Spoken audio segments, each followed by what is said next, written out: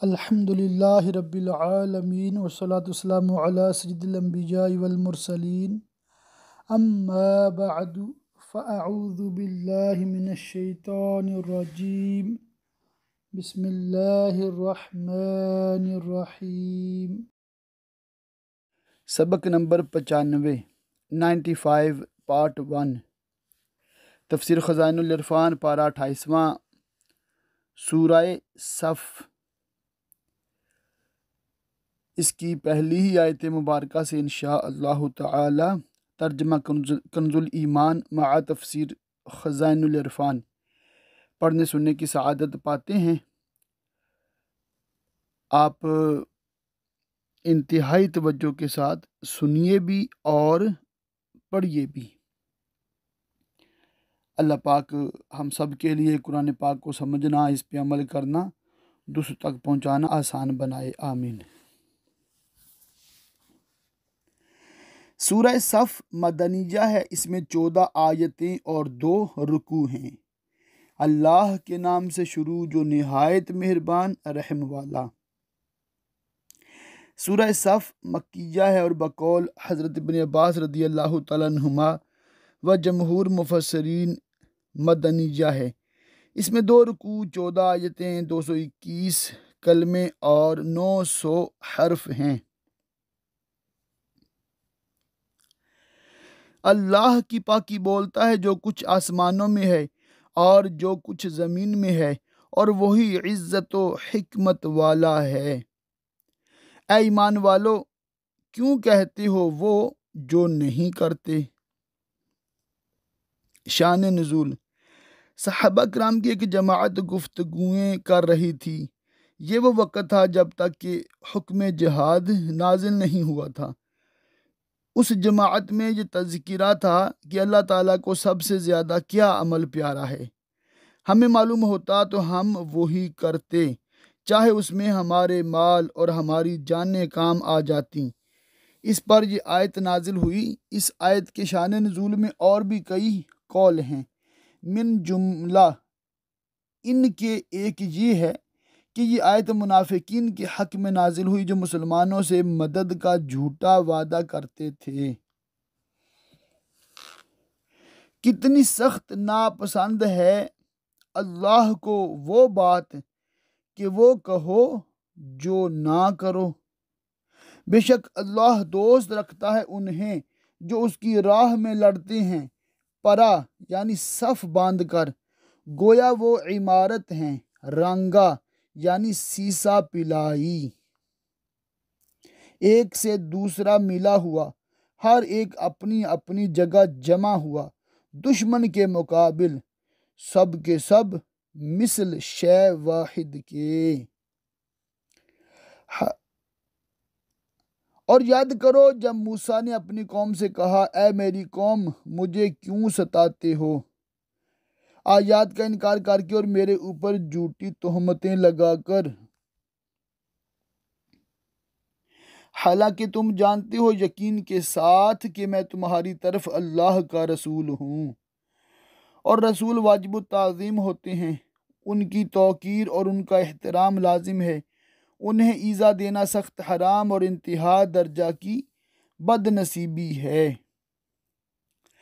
پھر جب وہ حضرت موسیٰ علیہ السلام کو ایذا دے کر راہ حق سے منحرف اور ٹیڑھے ہوئے، اللہ نے ان کے دل ٹیڑھے کر دیے، انہیں اتباع حق کی توفیق سے محروم کر کے، اور فاسق لوگوں کو اللہ راہ نہیں دیتا جو اس کے علم میں نافرمان ہیں۔ اس آیت میں تنبیہ ہے کہ رسولوں کو ایذا دینا شدید ترین جرم ہے، اور اس کے وبال سے دل ٹیڑھے ہو جاتے ہیں اور آدمی ہدایت سے محروم ہو جاتا ہے۔ اور یاد کرو جب عیسیٰ بن مریم نے کہا، اے بنی اسرائیل میں تمہاری طرف اللہ کا رسول ہوں، اپنے سے پہلی کتاب توریت کی تصدیق کرتا ہوا، اور توریت اور دیگر کتب الہیہ کا اقرار و اعتراف کرتا ہوا، اور تمام پہلے انبیاء کو مانتا ہوا، اور ان رسول کی بشارت سناتا ہوا جو میرے بعد تشریف لائیں گے، ان کا نام احمد ہے۔ حدیث: رسول کریم صلی اللہ تعالیٰ علیہ وسلم کے حکم سے صحابہ کرام نجاشی بادشاہ کے پاس گئے تو نجاشی بادشاہ نے کہا، میں گواہی دیتا ہوں کہ محمد مصطفیٰ صلی اللہ تعالیٰ علیہ وسلم اللہ تعالیٰ کے رسول ہیں، اور وہی رسول ہیں جن کی حضرت عیسیٰ علیہ السلام نے بشارت دی۔ اگر امور سلطنت کی پابندیاں نہ ہوتی تو میں ان کی خدمت میں حاضر ہو کر کفش برداری یعنی نالین شریفین اٹھانے کی خدمت بجا لاتا۔ حضرت عبداللہ بن سلام سے مروی ہے کہ تورات میں سید عالم صلی اللہ تعالی علیہ وسلم کی صفت مذکور ہے، اور یہ بھی کہ حضرت عیسیٰ علیہ السلام آپ کے پاس مدفون ہوں گے۔ ابو داؤد و مدنی نے کہا کہ روضہ اقدس میں ایک قبر کی جگہ باقی ہے۔ حضرت کعب احبار سے مروی ہے کہ حواریوں نے حضرت عیسیٰ علیہ السلام سے عرض کیا، یا روح اللہ، کیا ہمارے بعد اور کوئی امت بھی ہے؟ فرمایا، ہاں، احمد مجتبیٰ صلی اللہ تعالی علیہ وسلم کی امت، وہ لوگ حکماء، علماء، ابرار و اتقیاء ہیں اور فقہ میں نائب انبیاء ہیں۔ اللہ تعالیٰ سے تھوڑے رزق پر راضی اور اللہ تعالیٰ ان سے تھوڑے عمل پر راضی۔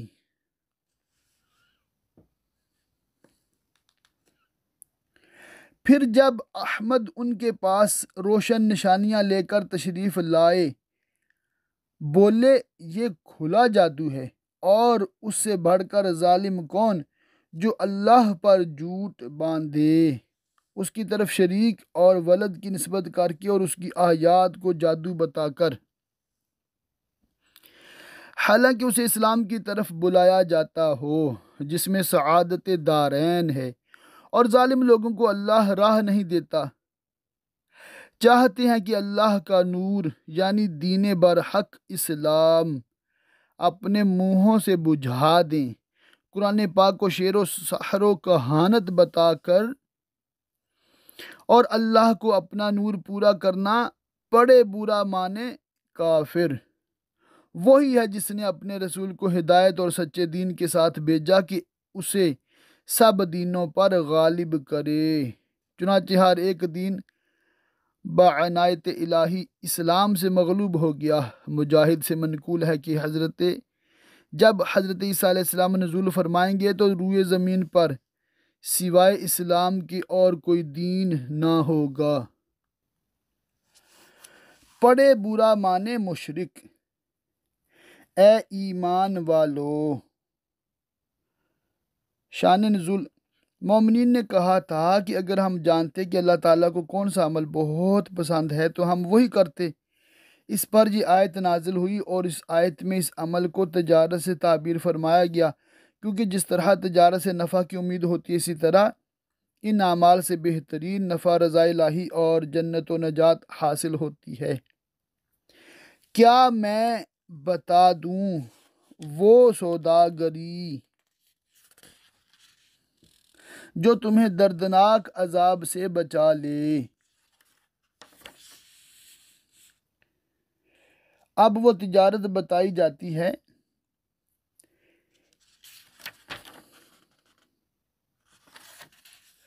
ایمان رکھو اللہ اور اس کے رسول پر، اور اللہ کی راہ میں اپنے مال و جان سے جہاد کرو، یہ تمہارے لیے بہتر ہے، جان اور مال اور ہر ایک چیز سے۔ اگر تم جانو اور ایسا کرو تو وہ تمہارے گناہ بخش دے گا اور تمہیں باغوں میں لے جائے گا جن کے نیچے نہریں رواں، اور پاکیزہ محلوں میں جو بسنے کے باغوں میں ہیں، یہی بڑی کامیابی ہے۔ اور ایک نعمت تمہیں اور دے گا اس کے علاوہ جلد ملنے والی جو تمہیں پیاری ہے، اللہ کی مدد اور جلد آنے والی فتح۔ اس فتح سے یا فتح مکہ مراد ہے یا بلاد فارس و روم کی فتح۔ اور اے محبوب، مسلمانوں کو خوشی سنا دو دنیا میں فتح کی اور آخرت میں جنت کی۔ اے ایمان والو، دین خدا کے مددگار ہو، جیسے حواریوں نے دین الہی کی مدد کی تھی، جبکہ عیسیٰ بن مریم نے حواریوں سے کہا تھا، کون ہے جو اللہ کی طرف ہو کر میری مدد کریں؟ حواری بولے، حواری حضرت عیسیٰ علیہ السلام کے مخلصین کو کہتے ہیں۔ یہ 12 حضرات تھے جو حضرت عیسیٰ علیہ السلام پر اول ایمان لائے۔ انہوں نے عرض کیا ہم دین خدا کے مددگار ہیں، تو بنی اسرائیل سے ایک گروہ ایمان لایا حضرت عیسیٰ علیہ السلام پر، اور ایک گروہ نے کفر کیا، ان دونوں میں قتال ہوا۔ تو ہم نے ایمان والوں کو ان کے دشمنوں پر مدد دی تو غالب ہو گئے ایمان والے۔ اس آیت کی تفسیر میں یہ بھی کہا گیا ہے کہ جب حضرت عیسیٰ علیہ السلام آسمانوں پر اٹھا لیے گئے تو ان کی قوم 3 فرقوں میں منقسم ہو گئی۔ ایک فرقے نے حضرت عیسیٰ علیہ السلام کی نسبت کہا کہ وہ اللہ تھا، آسمان پر چلا گیا۔ دوسرے فرقہ نے کہا وہ اللہ تعالیٰ کا بیٹا تھا، اس نے اپنے پاس بلا لیا۔ تیسرے فرقہ نے کہا کہ وہ اللہ تعالیٰ کے بندے اور اس کے رسول تھے، اس نے اٹھا لیا۔ یہ تیسرے فرقے والے مؤمن تھے۔ ان کی ان دونوں فرقوں سے جنگ رہی اور کافر گروہ ان پر غالب رہے، یہاں تک کہ سید انبیاء محمد مصطفیٰ صلی اللہ تعالیٰ علیہ وسلم نے ظہور فرمایا۔ اس وقت ایماندار گروہ ان کافروں پر غالب ہوا۔ اس تقدیر پر مطلب یہ ہے کہ حضرت عیسیٰ علیہ السلام پر ایمان لانے والوں کی ہم نے محمد مصطفیٰ صلی اللہ تعالیٰ علیہ وسلم کی تصدیق کرنے سے مدد فرمائی۔ سورہ صف مکمل ہوئی۔ آگے ہے سورۃ الجمعہ۔ سورہ جمعہ مدنیہ ہے، اس میں 11 آیتیں اور 2 رکوع ہیں۔ اللہ کے نام سے شروع جو نہایت مہربان رحم والا۔ سورہ جمعہ مدنیہ ہے، اس میں 2 رکوع، 11 آیتیں، 180 کلمے، 720 حرف ہیں۔ اللہ کی پاکی بولتا ہے جو کچھ آسمانوں میں ہے اور جو کچھ زمین میں ہے۔ تسبیح 3 طرح کی ہے۔ ایک تسبیح خلقت کہ ہر شے کی ذات اور اس کی پیدائش حضرت خالق قدیر جل جلالہ کی قدرت و حکمت اور اس کی وحدانیت اور تنزیہ پر دلالت کرتی ہے۔ دوسری تسبیح معرفت کہ اللہ تعالیٰ اپنے لطف و کرم سے مخلوق میں اپنی معرفت پیدا کرے۔ تیسری تسبیح ضروری وہ یہ ہے کہ اللہ تعالیٰ ہر ایک جوہر پر اپنی تسبیح جاری فرماتا ہے، یہ تسبیح معرفت پر مرتب نہیں۔ بادشاہ کمال پاکی والا، عزت والا، حکمت والا وہی ہے جس نے ان پڑھوں میں انہی میں سے ایک رسول بھیجا، جس کے نسب و شرافت کو وہ اچھی طرح جانتے پہچانتے ہیں۔ ان کا نام پاک محمد مصطفیٰ ہے صلی اللہ تعالیٰ علیہ وسلم۔ حضور سید انبیاء صلی اللہ تعالیٰ علیہ وسلم کی صفت نبی امی ہے۔ اس کی بہت وجوہ ہیں۔ ایک ان میں سے یہ ہے کہ آپ امت امیہ کی طرف مبعوث ہوئے۔ کتاب شعیہ میں ہے، اللہ تعالیٰ فرماتا ہے میں امیوں میں ایک امی بھیجوں گا اور اس پر نبوت ختم کر دوں گا۔ اور ایک وجہ یہ ہے کہ آپ کی بعثت ام القریٰ یعنی مکہ مکرمہ میں ہوئی، اور ایک وجہ یہ بھی ہے کہ حضور انور علیہ السلام لکھتے اور کتاب سے کچھ پڑھتے نہ تھے، اور یہ آپ کی فضیلت تھی کہ غایت حضور علم سے اس کی حاجت نہ تھی۔ خط ایک صنعت ذہنیہ ہے جو اعلی جسمانیہ سے صادر ہوتی ہے، تو جو ذات ایسی ہو کہ قلم اعلیٰ اس کے زیر فرمان ہو، اس کو اس کتابت کی کیا حاجت؟ پھر حضور کا کتابت نہ فرمانا اور کتابت کا ماہر ہونا ایک معجزہ عظیمہ ہے۔ کاتبوں کو علم خط اور رسم کتابت کی تعلیم فرماتے اور اہل حرفت یعنی اہل فن کو حرفتوں یعنی فنون کی تعلیم دیتے، اور ہر کمال دنیاوی اور اخروی میں اللہ تعالیٰ نے آپ کو تمام خلق سے اعلم کیا۔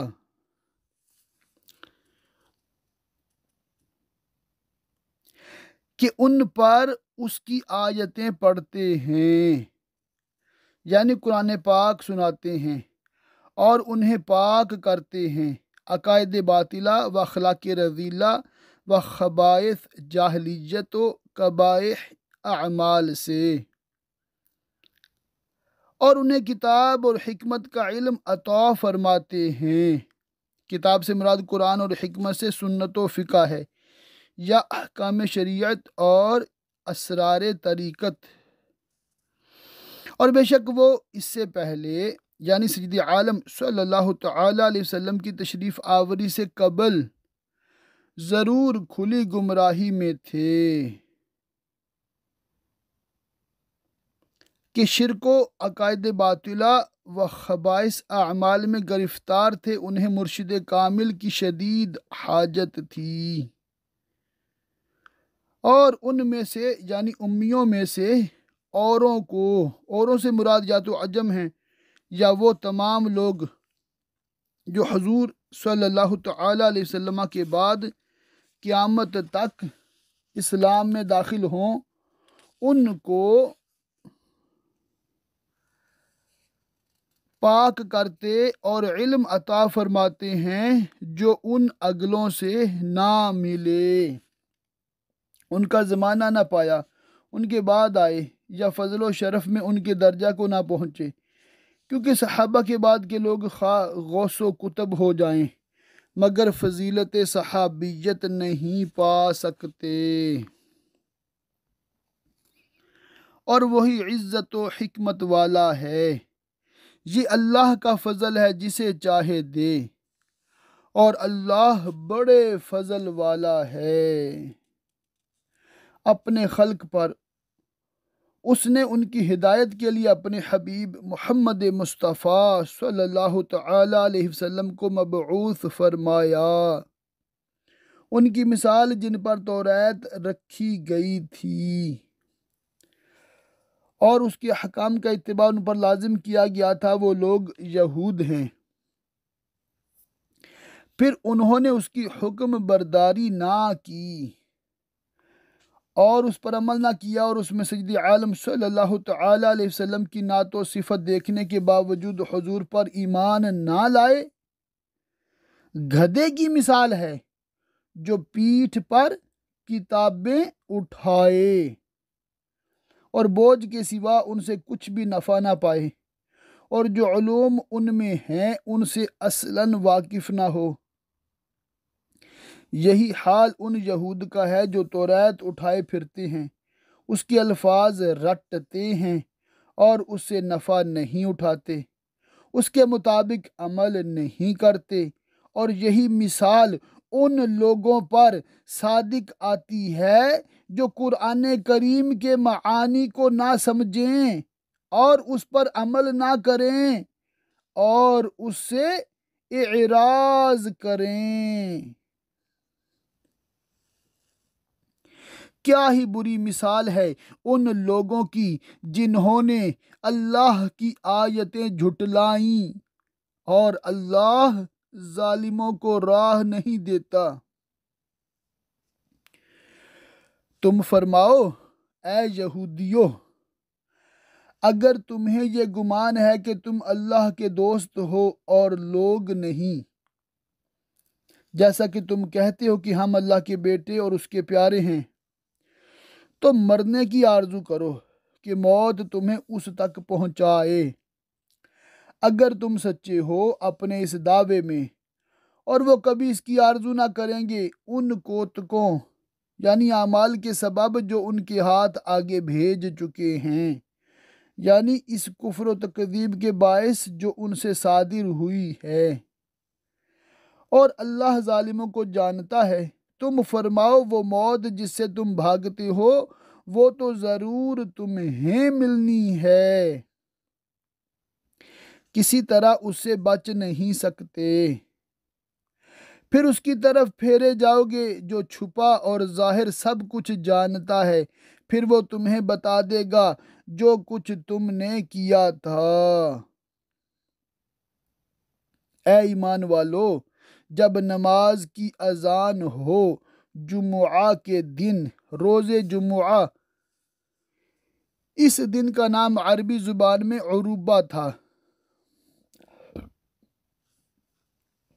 جمعہ اس کو اس لیے کہا جاتا ہے کہ نماز کے لیے جماعتوں کا اجتماع ہوتا ہے۔ وجہ تسمیہ میں اور بھی اقوال ہیں۔ سب سے پہلے جس شخص نے اس دن کا نام جمعہ رکھا وہ کعب بن لوی ہیں۔ پہلا جمعہ جو نبی کریم صلی اللہ تعالی علیہ وسلم نے اپنے صحابہ کے ساتھ پڑھا، اصحاب سیر کا بیان ہے کہ حضور علیہ السلام جب ہجرت کر کے مدینہ طیبہ تشریف لائے تو 12ویں ربیع الاول روز دوشنبہ پیر کو چاشت کے وقت مقام قباء میں اقامت فرمائی۔ دوشنبہ سہ شنبہ یعنی منگل، چہار شنبہ یعنی بدھ، پنج شنبہ یعنی جمعرات یہاں قیام فرمایا اور مسجد کی بنیاد رکھی۔ روز جمعہ مدینہ طیبہ کا عزم فرمایا۔ بنی سالم بن عوف کے بطن وادی میں جمعہ کا وقت آیا، اس جگہ کو لوگوں نے مسجد بنایا۔ سید عالم صلی اللہ تعالی علیہ وسلم نے وہاں جمعہ پڑھایا اور خطبہ فرمایا۔ جمعہ کا دن سید الایام ہے، جو مومن اس روز مرے، حدیث شریف میں ہے کہ اللہ تعالیٰ اس کو شہید کا ثواب عطا فرماتا ہے اور فتنہ قبر سے محفوظ رکھتا ہے۔ اذان سے مراد اذان اول ہے، نہ اذان ثانی جو خطبہ سے متصل ہوتی ہے۔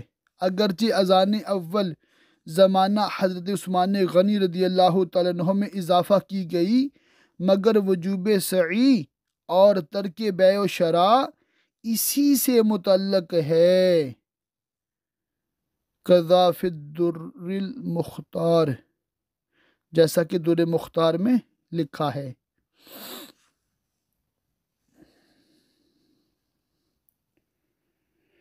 تو اللہ کے ذکر کی طرف دوڑو۔ دوڑنے سے بھاگنا مراد نہیں ہے، بلکہ مقصود یہ ہے کہ نماز کے لیے تیاری شروع کرو، اور ذکر اللہ سے جمہور کے نزدیک خطبہ مراد ہے، اور خرید و فروخت چھوڑ دو۔ مسئلہ، اس سے معلوم ہوا کہ جمعہ کی اذان ہوتے ہی خرید و فروخت حرام ہو جاتی ہے، اور دنیا کے تمام مشاغل جو ذکر الہی سے غفلت کا سبب ہوں اس میں داخل ہیں۔ اذان ہونے کے بعد سب کو ترک کرنا لازم ہے۔ مسئلہ، اس آیت سے نماز جمعہ کی فرضیت اور بیع وغیرہ مشاغل دنیاویہ کی حرمت اور سعی یعنی اہتمام نماز کا وجوب ثابت ہوا، اور خطبہ بھی ثابت ہوا۔ مسئلہ، جمعہ مسلمان مرد مکلف آزاد و تندرست مقیم پر شہر میں واجب ہوتا ہے، نابینا اور لنگڑے پر واجب نہیں ہوتا۔ صحت جمعہ کے لیے 7 شرطیں ہیں۔ نمبر 1، شہر، جہاں فیصلہ مقدمات کا اختیار رکھنے والا کوئی حاکم موجود ہو، یا فنائے شہر جو شہر سے متصل ہو، رہل شہر اس کو اپنے حوائج کے کام میں لاتے ہوں۔ نمبر 2، حاکم۔ نمبر 3، وقت ظہر۔ نمبر 4، خطبہ وقت کے اندر۔ نمبر 5، خطبہ کا قبل نماز ہونا اتنی جماعت میں جو جمعہ کے لیے ضروری ہے۔ نمبر 6، جماعت اور اس کی اقل مقدار، 3 مرد ہیں سوائے امام کے۔ 7، اذن عام کہ نمازیوں کو مقام نماز میں آنے سے روکا نہ جائے۔ یہ تمہارے لیے بہتر ہے اگر تم جانو۔ پھر جب نماز ہو چکے تو زمین میں پھیل جاؤ اور اللہ کا فضل تلاش کرو۔ یعنی اب تمہارے لیے جائز ہے کہ معاش کے کاموں میں مشغول ہو، یا طلب علم، یا عیادت مریض، یا شرکت جنازہ، یا زیارت علماء اور اس کے مثل کاموں میں مشغول ہو کر نیکیاں حاصل کرو، اور اللہ کو بہت یاد کرو اس امید پر کہ فلاح پاؤ۔ اور جب انہوں نے کوئی تجارت یا کھیل دیکھا اس کی طرف چل دیے۔ شان نزول، نبی کریم صلی اللہ تعالی علیہ وسلم مدینہ طیبہ میں روز جمعہ خطبہ فرما رہے تھے۔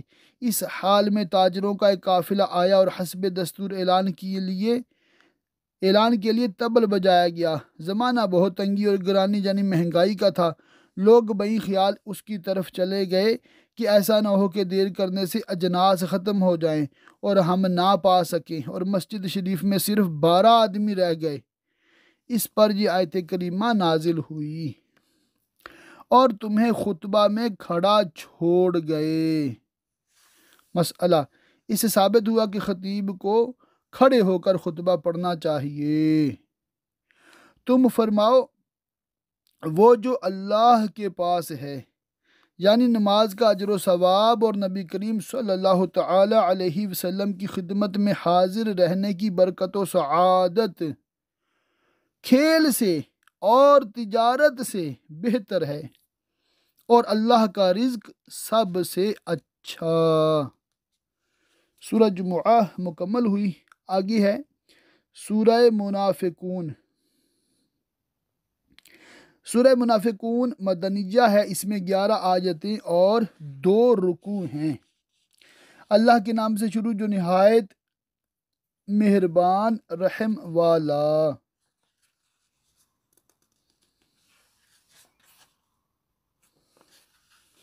سورہ منافقون مدنیہ ہے، اس میں 2 رکوع، 11 آیتیں، 180 کلمے اور 974 حرف ہیں۔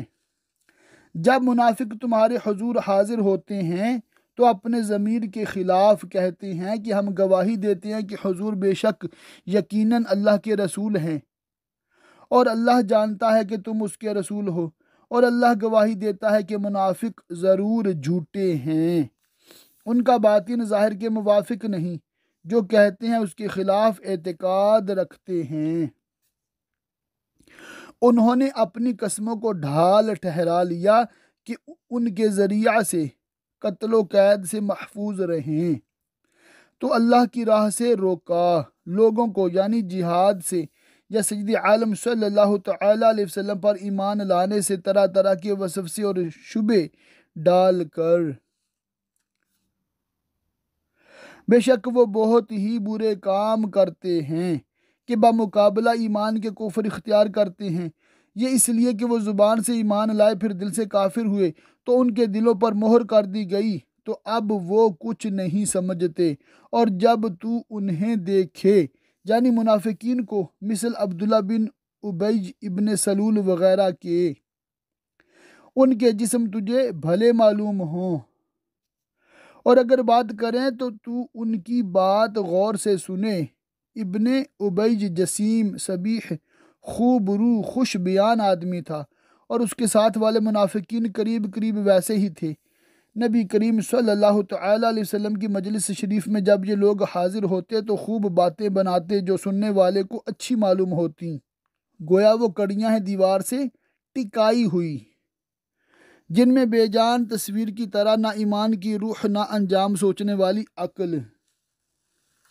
ہر بلند آواز اپنے ہی اوپر لے جاتے ہیں، کوئی کسی کو پکارتا ہو یا اپنی گمی چیز ڈھونڈتا ہو، یا لشکر میں کسی مقصد کے لیے کوئی بات بلند آواز سے کہیں تو یہ اپنے خب سے نفس اور سوء ظن سے یہی سمجھتے ہیں کہ انہیں کچھ کہا گیا، اور انہیں یہ اندیشہ رہتا ہے کہ ان کے حق میں کوئی ایسا مضمون نازل ہوا جس سے ان کے راز فاش ہو جائیں۔ وہ دشمن ہیں، دل میں شدید دعوت رکھتے ہیں، اور کفار کے پاس یہاں کی خبریں پہنچاتے ہیں، ان کے جاسوس ہیں، تو ان سے بچتے رہو اور ان کے ظاہر حال سے دھوکہ نہ کھاؤ۔ اللہ انہیں مارے کہاں اوندھے جاتے ہیں، اور روشن برہانے قائم ہونے کے باوجود حق سے منحرف ہوتے ہیں۔ اور جب ان سے کہا جائے کہ آؤ معافی چاہنے کے لیے، رسول اللہ تمہارے لیے معافی چاہیں، تو اپنے سر گھماتے ہیں، اور تم انہیں دیکھو کہ غور کرتے ہوئے منہ پھیر لیتے ہیں۔ شان نزول، غزوہ مریسیع سے فارغ ہو کر جب نبی کریم صلی اللہ تعالی علیہ وسلم نے سر چاہ یعنی ایک کنویں کے پاس نزول فرمایا تو وہاں یہ واقعہ پیش آیا کہ حضرت عمر رضی اللہ تعالیٰ عنہ کے اجیر جہجہ غفاری اور ابن ابی کے حلیف سنان بن وبر جوہنی کے درمیان جنگ ہو گئی۔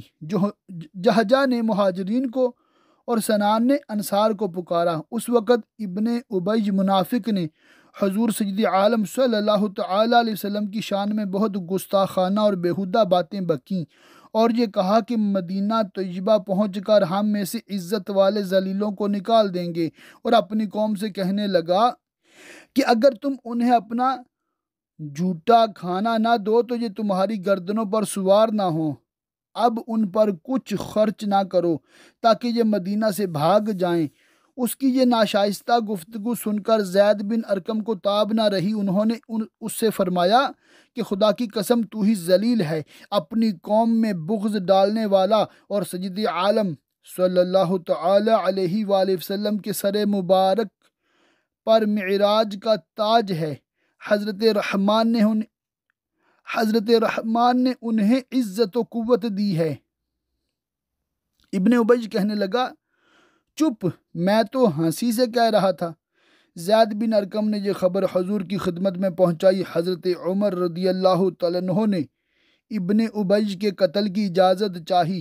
سید عالم صلی اللہ تعالی علیہ وآلہ وسلم نے منع فرمایا اور ارشاد کیا کہ لوگ کہیں گے کہ محمد صلی اللہ تعالی علیہ وسلم اپنے صحاب کو قتل کرتے ہیں۔ حضور انور نے ابن ابی سے دریافت فرمایا کہ تو نے یہ باتیں کہی تھیں؟ وہ مکر گیا اور قسم کھا گیا کہ میں نے کچھ بھی نہیں کہا۔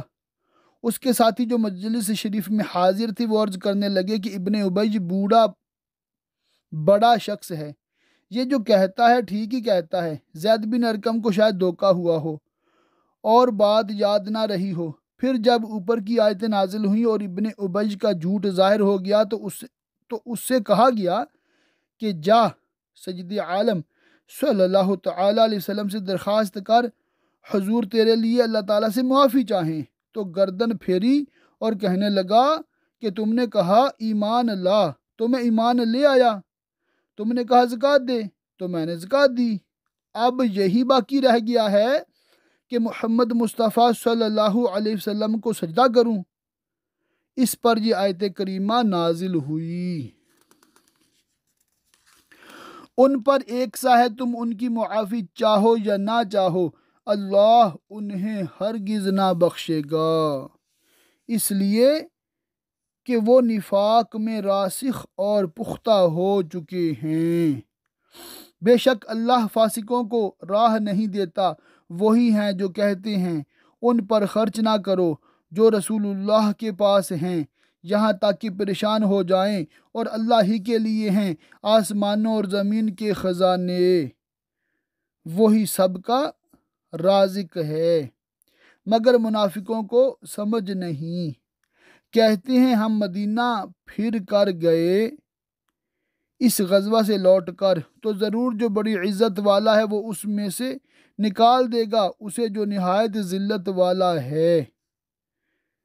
منافقین نے اپنے کو عزت والا کہا اور مومنین کو ذلت والا۔ اللہ تعالیٰ فرماتا ہے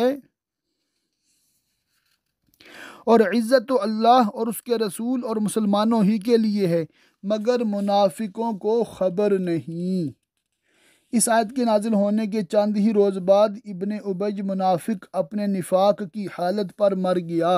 اے ایمان والو، تمہارے مال نہ تمہاری اولاد کوئی چیز تمہیں اللہ کے ذکر سے غافل نہ کرے، پنجگانہ نمازوں سے یا قرآن شریف سے، اور جو ایسا کرے کہ دنیا میں مشغول ہو کر دین کو فراموش کر دے اور مال کی محبت میں اپنے حال کی پرواہ نہ کرے اور اولاد کی خوشی کے لیے راحت آخرت سے غافل رہے، تو وہی لوگ نقصان میں ہیں کہ انہوں نے دنیا فانی کے پیچھے دار آخرت کی باقی رہنے والی نعمتوں کی پرواہ نہ کی، اور ہمارے دیے میں سے کچھ ہماری راہ میں خرچ کرو، یعنی جو صدقات واجب ہیں وہ ادا کرو، قبل اس کے کہ تم میں کسی کو موت آئے پھر کہنے لگے اے میرے رب، تو نے مجھے تھوڑی مدت تک کیوں مہلت نہ دی کہ میں صدقہ دیتا اور نیکوں میں ہوتا۔